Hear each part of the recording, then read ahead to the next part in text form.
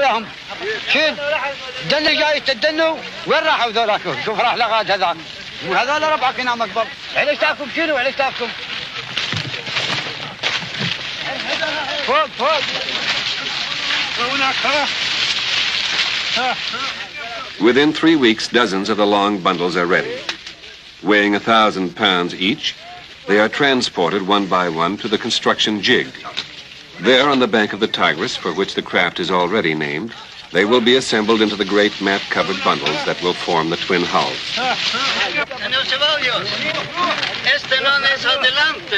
Emotionally, I'd say that I feel that it's a type of vessel that attracts me. And I think it's a type of vessel that has had an unfair deal, both among scientists and among shipping people at the moment. And I think that although I've shown that it is a vessel that can cross an ocean, I have not yet demonstrated to myself and to other people what it really must have been to people in early times when they could build this correctly and when they could handle it correctly, because I think it is one of the most amazing deep-sea vessels that have ever been built.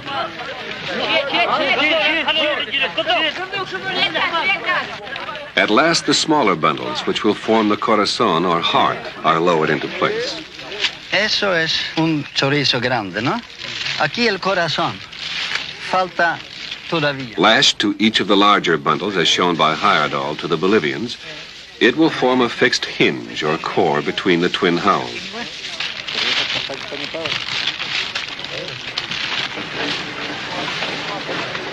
In early November, construction of the Tigris enters its final phase.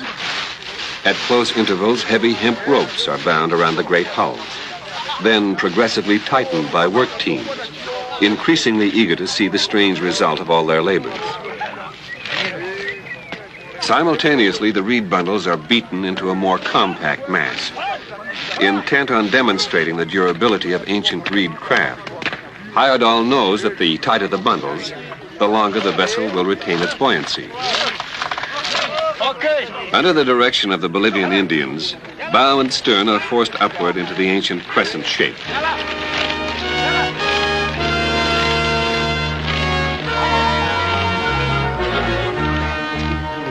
Now, as departure day swiftly approaches, members of the Tigris International crew, several from earlier voyages, begin to appear. From Norway, medical student Hans-Peter Bern. From the United States, Norman Baker, second in command, navigator and radio operator. Italian mountaineer Carlo Mauri, ordinary seaman. From the Soviet Union, Yuri Semkevich, astronaut physician, now ship's doctor, examines Herman Carrasco, Mexican industrialist turned crewman. West German Detlef Zoitzek, second navigator and diver. Cameraman Norris Brock of the United States will film the journey. From Denmark, student Asbjørn Damhus, crewman. Japanese restaurateur Toru Suzuki, crewman. From Iraq, art student Rashad Salim will act as Arab interpreter. In the crowded hours, Heyerdahl once again prepares to take a gambler's risk on all his hopes.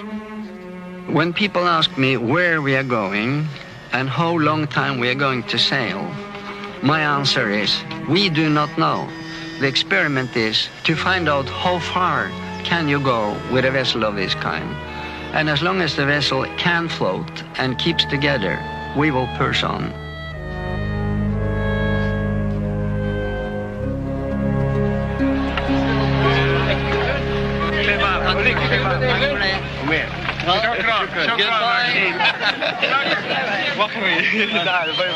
Wait for you, huh? Hello. شوفك بالبصرة. We have to now say goodbye.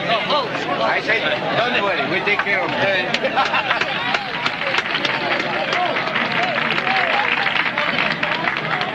November 23rd, departure day.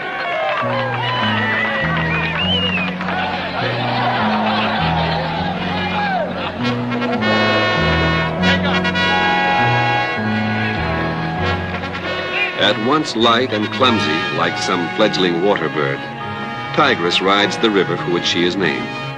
Yet quickly she will leave it forever.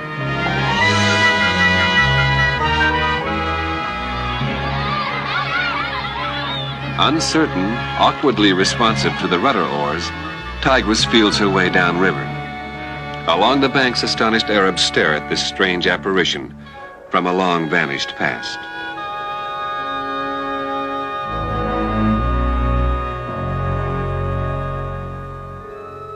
From Qurna, Tigress heads down the broad waterway of the Shatt al-Arab toward distant Bahrain, ancient trading center in the Persian Gulf. Along the way at the modern river port of Basra, a raucous greeting salutes her passing.